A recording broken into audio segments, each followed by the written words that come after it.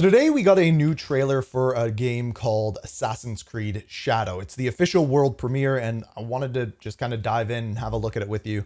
Assassin's Creed have been some of my favorite games. I think my favorite one might be Black Flag. So I'm curious what this one looks like. And with the last couple games kind of changing up a little bit from Valhalla to the most recent one, they've kind of gone a different direction. I'm curious what direction they're going with this one. Now it is called Assassin's Creed Shadows. I believe it takes place in Japan, but let's dive into the trailer. Have a little bit more of a look at it. All right.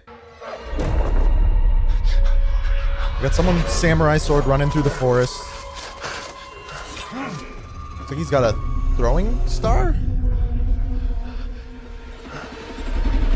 Who are you? There's the sword. Who do you serve? The hood's up. All I have ever known in my life. Female Our protagonist. land, Looks beautiful. our customs, There it is. my family. Burns. And that would in be the main name of character, I'd assume. unification.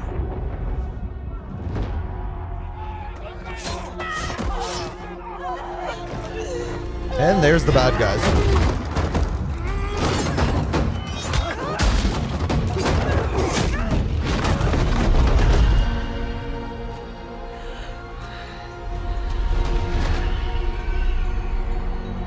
So already major Ghost of Tsushima vibes.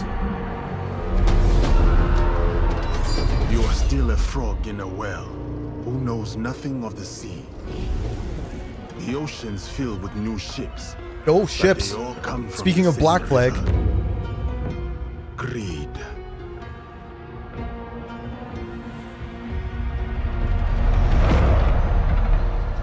Power.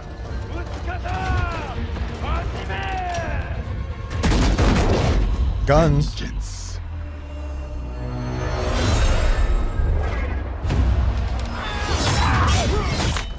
Yeah, that looks sweet.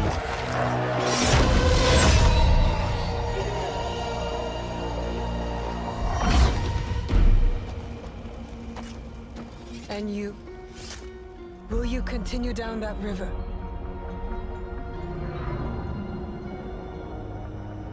Or choose another path beyond what we see? And we must Man, look this game for looks it beautiful. together. Oh, there we go, a village. If the game looks anything like this, this is unreal. We must learn to trust. Rebuild.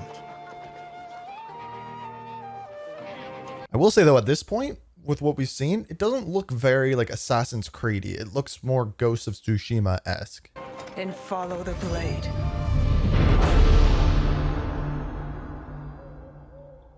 This might be where that changes. Yep.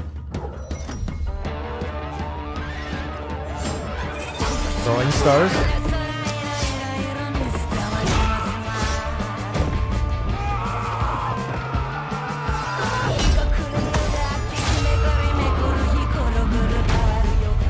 Again, no gameplay though or anything like that. I'm wondering if we're gonna have two protagonists, like if we're gonna switch between them. It's kind of what it's looking like. I said, who do you serve?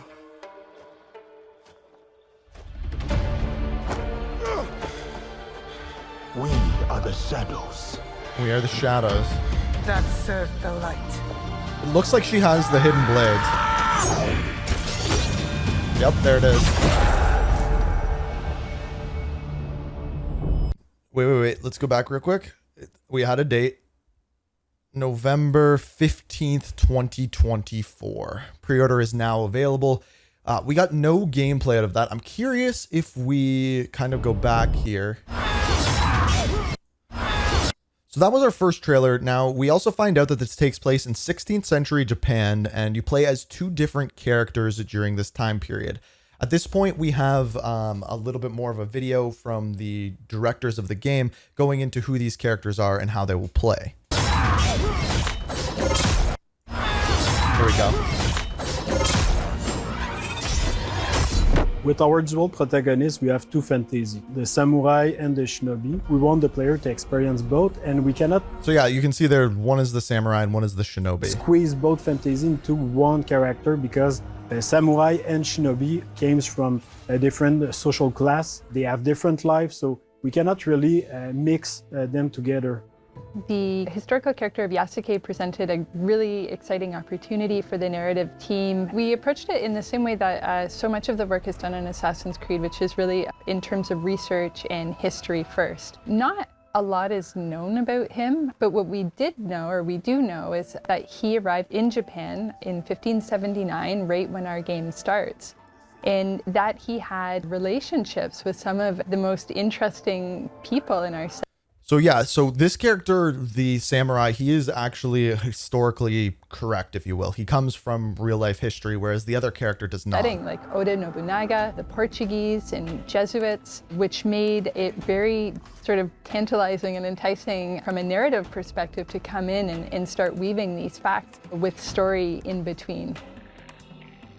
The more we read about the character, the more he was inspiring for us. He's a foreigner discovering Japan, and we thought it's the perfect fit because he's discovering Japan and you are discovering Japan also. And on the flip side, we have Naue, who comes from the province of Iga, which is a remote mountainous area, fiercely independent, known as the birthplace of shinobi. So they're very contrasting perspectives that really expose a lot of different sides and facets of the era. When Oda came, he completely destroyed Iga. You have Yasuke and Oda that coming to destroy the shinobi. So it can kind of create this So the samurai comes in to destroy the shinobi, and then somehow they build a relationship tension between two characters. We were able to connect her to the province of Iga and the legendary Igan shinobi historical figure, Fujibayashi Nagato, who's her father in the game. Okay, so he's a real-life character. We understand why she has the skills that she has and the values that she learns from her father in the people of Iga, which are valor, benevolence, and wisdom. And as a young person still at the start of the game, we get to see now we acquire even more of that wisdom as the story unfolds. Okay, so you start off the story younger. And if you ask anybody, it's super clear that samurai will be combat heavy and a shinobi will be stealth heavy.